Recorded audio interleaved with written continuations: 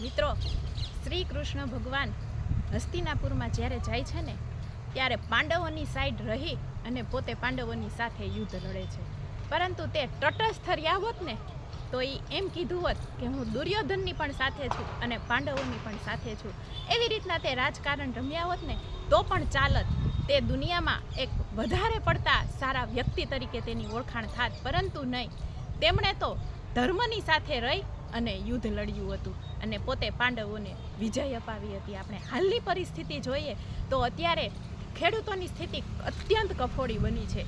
પોતે પોતાની હક માટે પોતે સરકારને ફરિયાદ કરે છે, પરંતુ અત્યારના આપણે જોઈએ છીએ તો કે ફોટા પાડીને મોકલો કે સર્વે કરીને મોકલો કે શું તે ખેડૂતો ઉપર તેમને વિશ્વાસ નથી? અરે જે ખેડૂત પોતાની કમાણીને ખેતરોમાં ખુલ્લા રાખી અને પોતે ઘરે વયો જાય છે, તમે તમારી કમાણીને ક્યારેક તો ખુલ્લી રાખો તો તમને રાતે ઊંઘ નહીં આવે. તો આ ખેડૂત ઉપર શું વીતતી હશે? તે પોતાની બધી કમાણી આ ખેતરની વચ્ચે રાખે છે. આપણે બધા એમ કહી છીએ કે ખૂબ વિકાસ થયો છે. શેનો વિકાસ થયો છે? આપણે આજથી 50 વર્ષ પહેલાં જોઈએ તો સાહેબ એમ કહેતા કે મારા દાદીમાં અત્યારે હાલમાં 90 વર્ષના છે. એ એમ કહેતા કે અમે જ્યારે માંડવી વેચતા ને ત્યારે 200 રૂપિયાની ખાડી માંડવી હતી અને 200નું તોલું સોનું હતું. બંનેનો ભાવ સમતલ હતો. અને ત્યારે તેમની પાસે એમ કહેતા કે મારે પાસે એક હુંડી ઘરેણું હતું. અત્યારે કોની પાસે ઘરેણું છે સાહેબ?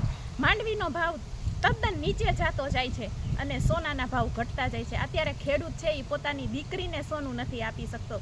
સમાજમાં આપણે નવા નિયમો બનાવીએ છીએ કે આ ઘરેણા આપવાનો રિવાજ કાઢી નાખો. તમે આ રિવાજ ખોટો નથી. પોતાની દીકરીને એમ કહેવાય કે એ બાપ દીકરીને સોનું એટલા માટે આપે છે કે મારી દીકરીને ક્યારેક જીવનમાં જરૂર પડે ને તો આ પડ્યું હોય છે ને એ હોકારો દેશે. અરે આપણા દેશને તો એમ કહેવાતું કે જ્યાં ડાળ પર સોને કી ચીડિયા કરતી હે બસેરા. અત્યારે ક્યાં ડાળ ઉપર સોનાની ચીડિયા બસેરા કરે છે? અરે સાહેબ, સમૃદ્ધિ તો આજથી 200 વર્ષ પહેલાં હતી, કારણ કે ત્યાં તેનો ખેડૂત છે ને એ સમૃદ્ધ હતો.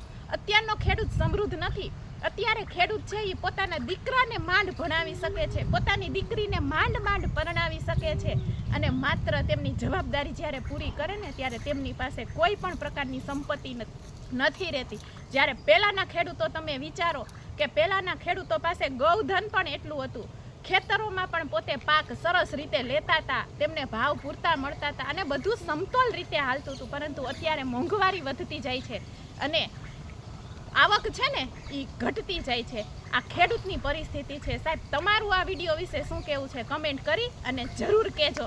જય જવાન, જય કિસાન.